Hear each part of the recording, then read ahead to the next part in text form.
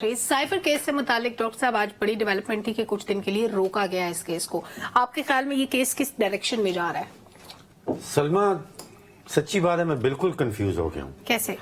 आप सोचिए कि दुनिया का कोई ऐसा मुल्क नहीं है जहाँ पे ऑफिशियल सीक्रेट एक्ट ना हो। तकरीबन हर मुल्क ने ये रखा है और हर मुल्क में इसकी सख्त सजा भी है अगर इसकी कोई खिलाफ वर्जी करता है। अब आप याद करें कि लॉजिकल भी सारा मामला है कि आपकी कौमी सलामती खतरे में पड़ जाती है, पड़ सकती है, बैनुल-अक़वामी ताल्लुकात जो हैं वो कशीदा हो सकते हैं, इंटेलिजेंस कॉम्प्रोमाइज़ हो सकती है अगर खिलाफ वर्जी की जाए। तो हमें ये सब चीज़ें सुनाई दे रही थी, लॉजिकल भी बनती थी। फिर सुप्रीम कोर्ट के जजेस साहिबान आ गए, उन्होंने कहा जी ये तो केस बनता ही नहीं है, ऐसी बातें, ऐसे रिमार्क्स उठाए गए।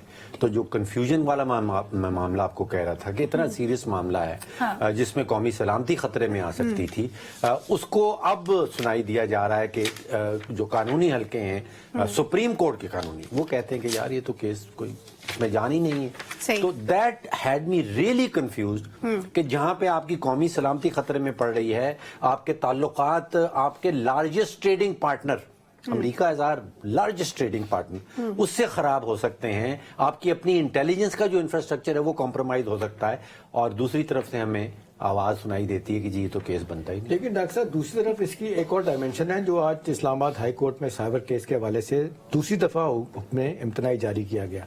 अब देखिए, ये बड़ी अजीब सी बात है। पहले कहा गया था कि जी ये ओपन ट्रायल होगा, कोर्ट की तरफ से कहा गया, फिर बीच में पता चला कि जी ओपन ट्रायल नहीं किया जा रहा। फिर आज फंस गए हमारे अटॉर्नी जनरल जब अनवर रजा, उनसे पूछा गया कि जी ये जो तरीकाकार आपने अडॉप्ट किया है तो ठीक नहीं है।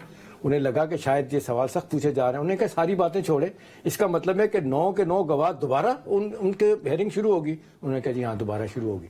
इससे और लोगों के दिलों में खदशात पैदा हो गए कि ये क्या है। तो देखिए, अब ये 9 जनवरी तक मामला चला गया, दोबारा सीरियस होगा, क्या होगा, किधर जाएगा, जहां तक चला गया। सुप्रीम कोर्ट के जज जब ये बातें करते हैं तो उनके जो नीचे मातहत अदलिया है वो क्या सोचेगी? ठीक है, ये तो खैर कई मामला चल रहे हैं और बहुत से सवाल भी उठ रहे हैं। 11 जनवरी को दोबारा समाअत होगी और फिर वो जो गवाहान का मामला था उसका भी नए सिरे से जायजा लिया जाएगा। मैं आखिर में कह रहा हूं, ये सारे मसले में जो असल मसला है वो तोशा खाना केस है। इस वक्त वो चाह रहे हैं कि किसी तरीके से पीटीआई के चेयरमैन की, फॉर्मर चेयरमैन की कोई जमानत का सिलसिला ऐसा हो जाए कि इलेक्शन में हिस्सा ले सकें। लेकिन आपने देखा सुप्रीम कोर्ट ने कह दिया कि जी तोशा खाना केस में आपकी जो इस वक्त समाअत हो रही है, वो जो फैसला है उसको तो हम रोक सकते हैं, लेकिन जो कन्विक्शन है ना उसको हम नहीं हटा सकते। तोशा खाना केस भी अब तो कासिम के अब्बा बाहर हैं, इंतखाबी सियासत है मेरा ख्याल है बाहर। और कितने अरसे के लिए हैं ये अभी अनप्रेडिक्टेबल। ये 2024 का इलेक्शन वो मेरे ख्याल में इसके लिए नहीं लड़ पाएंगे। ठीक है, अच्छा अनवर साहब, प्रैक्टिस एंड प्रोसीजर बिल का फैसला वैसे तो कल आया था, आज के न्यूज़पेपर्स में भी था।